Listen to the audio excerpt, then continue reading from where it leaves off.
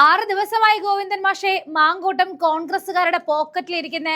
എന്തേ, നിങ്ങളുടെ പോലീസിനെ കണ്ടെത്താനായില്ലേ?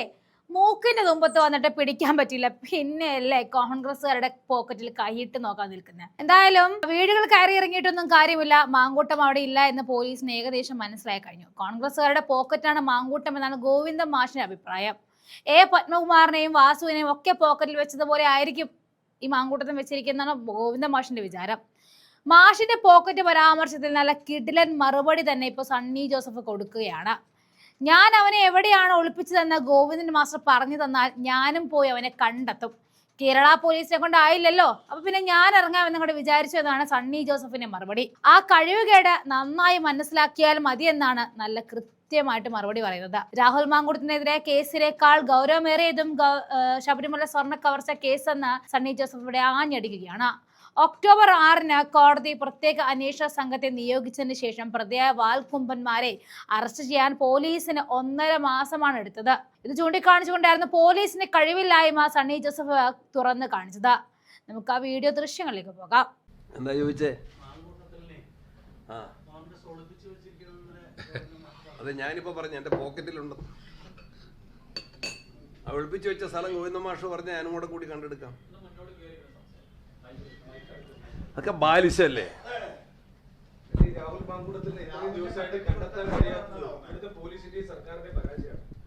ഒന്നുമല്ല, അധിക ദിവസമായിട്ടൊന്നുമില്ല. നമ്മൾ സാധാരണ രീതിയിൽ അറിയാമല്ലോ അദ്ദേഹം. അല്ലാണ്ട് ഞാൻ ഒന്ന് പറഞ്ഞോട്ടെ, ഞാൻ പറയാം. ക്വസ്റ്റിനെ ഞാൻ ആൻസറിങ്. മുൻകൂർ ജാമ്യാപേക്ഷ കൊടുത്തിട്ടുണ്ട്. ഇന്നലെ ഞാനും പാലക്കാട്ടുണ്ടായിരുന്നു. എല്ലാവരും അങ്ങോട്ടാണ് പോയത്. എൻ്റെ മീറ്റ് ദ പ്രസിന് വരേണ്ടവരൊക്കെ അങ്ങോട്ടാണ് പോയത്. അദ്ദേഹത്തിൻ്റെ ഫ്ലാറ്റ് പരിശോധിച്ചിട്ടുണ്ട്. ഇനി ഗോവിന്ദൻ മാഷക്ക് ഞാനാ ഒളിപ്പിച്ചു വെച്ചതെന്ന് അറിയാമെങ്കിൽ സ്ഥലം പറഞ്ഞാൽ ഞാനും കൂടെ പോയി പരതി പിടിക്കാം.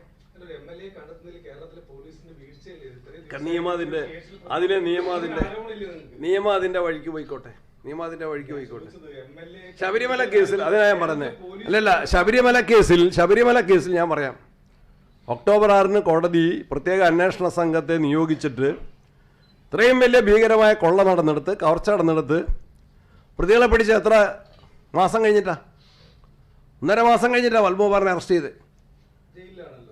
പത്മകുമാറിനെ അറസ്റ്റ് ചെയ്തതിന് കാലതാമസം പറഞ്ഞു. നിങ്ങളുടെ ചോദ്യത്തിനാ ഉത്തരം. ശബരിമല കേസാണ് അതിനേക്കാൾ ഗൗരവം. പൊതുസ്വത്ത് നഷ്ടപ്പെട്ടതാണ്. അതിലൊരു ശബരിമല കേസാണ് ഗൗരവം. ശബരിമല കേസാണ് കൂടുതൽ ഗൗരവം. അത് ആവർത്തിച്ച് പറയുന്നു.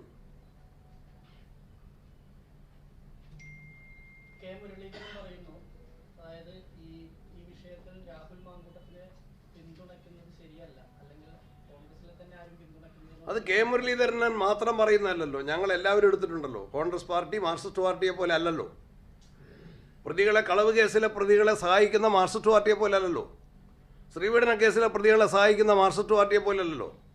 ശ്രീപീഡന കേസിലെ ഇരകളെ ദ്രോഹിക്കുന്ന, തള്ളി പറയുന്ന മാർക്സിസ്റ്റ് പാർട്ടിയെ പോലെ അല്ലോ ഞങ്ങൾ. ഈ ആക്ഷേപം മാധ്യമങ്ങളിൽ ഉയർന്നു വന്നപ്പോൾ ഞങ്ങൾ അദ്ദേഹത്തെ യൂത്ത് കോൺഗ്രസ് പ്രസിഡന്റ് സ്ഥാനത്തിന് രാജിവെപ്പിച്ചു. അദ്ദേഹത്തെ പാർട്ടിയിൽ നിന്ന് സസ്പെൻഡ് ചെയ്തു. പാർലമെന്ററി പാർട്ടിയിൽ നിന്ന് പുറത്താക്കി. സ്പീക്കർക്ക് കത്ത് നൽകി. ഇതാണ് മുരളീധരൻ പറഞ്ഞതിൻ്റെ. അതെ, മാധ്യമ വാർത്തയല്ലേ? എനിക്ക് കിട്ടിയിട്ടില്ല. അദ്ദേഹം പറഞ്ഞത് തന്നെ എനിക്ക് കിട്ടിയിട്ടില്ല എന്നോ? അതിന്റെ അർത്ഥം തന്നെ എന്താണ്? ഇല്ല, ഔദ്യോഗിക പരിപാടിയിലൊന്നും പങ്കെടുത്തിട്ടില്ല.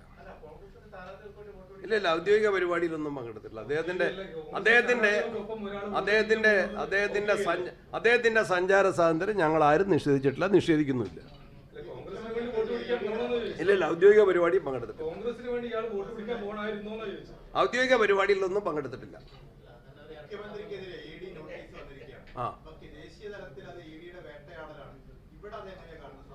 ഇവിടെ ഞാൻ തെളിവുകൾ സഹിതം, കാര്യകാരണ സഹിതം, അനുഭവങ്ങളുടെ വെളിച്ചത്തിലാണ് പറഞ്ഞത്.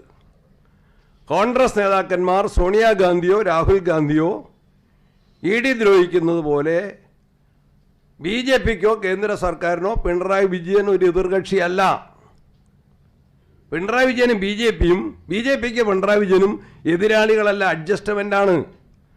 അതാണ് ഞാൻ സ്വർണ്ണക്കള്ളക്കടത്ത്, അതാണ് ഞാൻ ലാവ്ലിൻ, അതാണ് ഞാൻ മുഖ്യമന്ത്രിയുടെ മകനെതിരെയുള്ള കേസ്, മകൾക്കെതിരെയുള്ള കേസ്, അതെല്ലാം ഒത്തുതീർപ്പാക്കുകയാണ്. ഇപ്പോൾ ഒരു അഡ്ജസ്റ്റ്മെൻറ്റ് രാഷ്ട്രീയത്തിൻ്റെ ഭാഗമായിട്ടാണ് ഈ നോട്ടീസ്. ആ നോട്ടീസിൻ്റെ ഗതി എന്തായിരിക്കുമെന്ന് നിങ്ങൾക്കറിയാം, എനിക്കും അറിയാം, ജനങ്ങൾക്കറിയാം. അതെ, വാർത്ത മാറ്റാൻ ആ നോട്ടീസ്, മകനയച്ച നോട്ടീസ് എവിടെ? ആ ചോദ്യത്തിന് ഉത്തരം പറ. നിങ്ങൾ അന്വേഷിച്ചോ?